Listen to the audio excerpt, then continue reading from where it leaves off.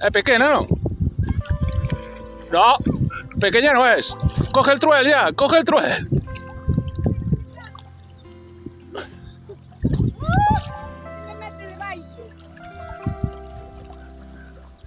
Ese señuelo, ese cranbait é unha puta barbaridade. O sea, a mí que non me jodan.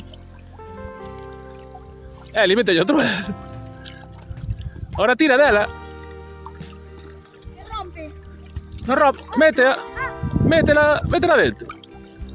Se echa de sanzuelo eu. Xa está, levanta o truel. Va, collestela sin querer, o sea, ao final, sube o truel. Vale.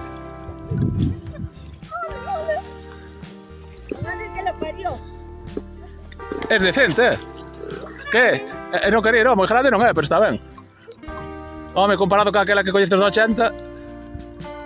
Se non vai morrer. Mete na agua. Mete na agua, son anzuelos y muerte, eso se suelta fácil. Ven hacia mí, Eli, ¿quieres vir hacia mí? Estás escapando de mí.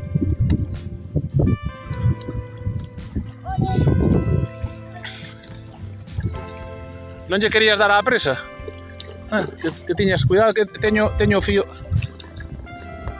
Aí. Mete a cabeza na agua. É xeitosa. 50 e pico, 60 e ainda ten.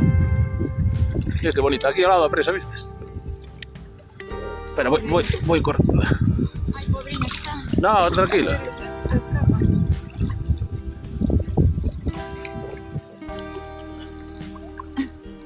Joder, macho. A ver, ven para aquí. Que me move o puto vento. É que agora, ao poñerse o sol, como dixo Ángel, agora que...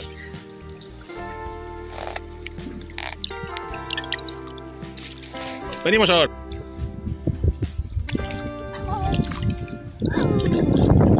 Adiós.